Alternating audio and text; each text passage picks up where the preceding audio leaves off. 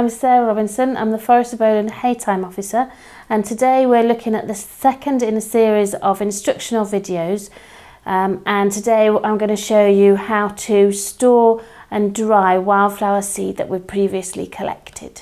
The first thing we need to do once we've collected the seed out in the meadows is to dry the seed slowly. So we take it out of the bags and put it into dishes or trays. You keep the dish or the tray or whatever you're using in a cool, airy place out of direct sun. Once we've put the seed into the trays, I tend to put the trays back into the paper bags. This makes sure that we don't lose any of the seed that might escape through their explosive dispersal mechanisms. Once the seed has air dried for a couple of weeks, it's ready to use if you're going to plant it out or seed a meadow in that same season. If you want to store the seed and use it next year or maybe even the year after, then you need to continue the drying process from air dry down to 15% moisture. In order to do that, we use silica gel in an airtight box.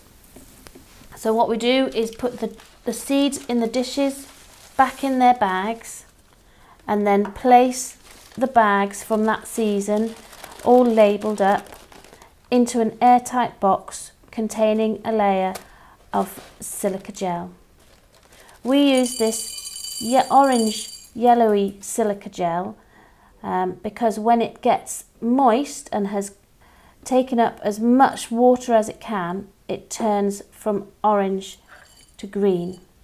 At this point, that's telling us that the seed needs further drying, and you can refresh the silica gel by putting it on a baking sheet in an oven at 100 degrees C.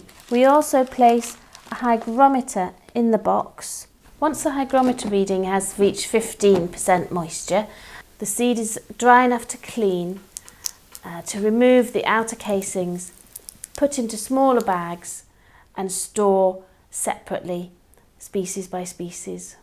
What I tend to do is use a plain piece of paper with a fold down the middle and clean the seed on that. That just makes it easier to then roll the small seeds from the paper into a small paper bag. So we're going to take each species out one by one. This is the meadow vetchling.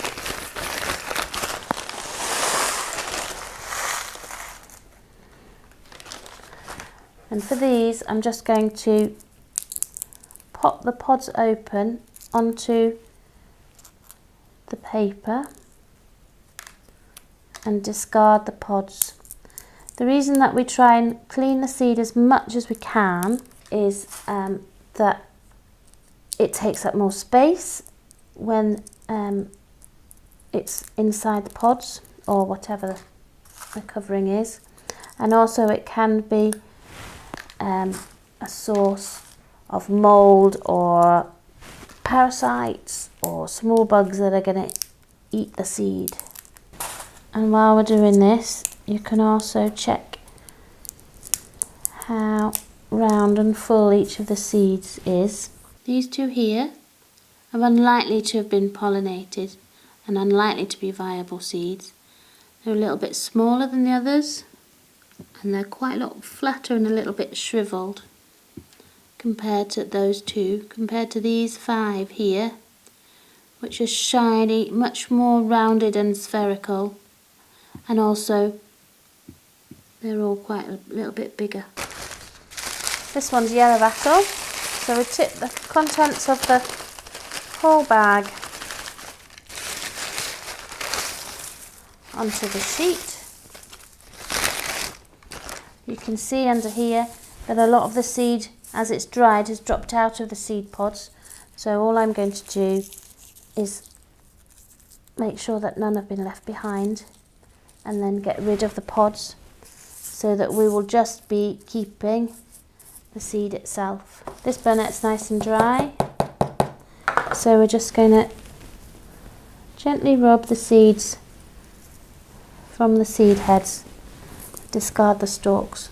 This seed still has quite a lot of husk in it, but because it's all quite small and we're going to be scattering the seeds and not storing this long term, we're just taking the stalks out.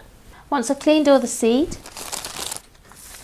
I simply fold this piece of paper in half and pop it into a smaller, already labelled paper bag with the species, where I collected it from and the date, and then I put it into an airtight kiln jar with some more of the self-indicating silica gel beads at the bottom.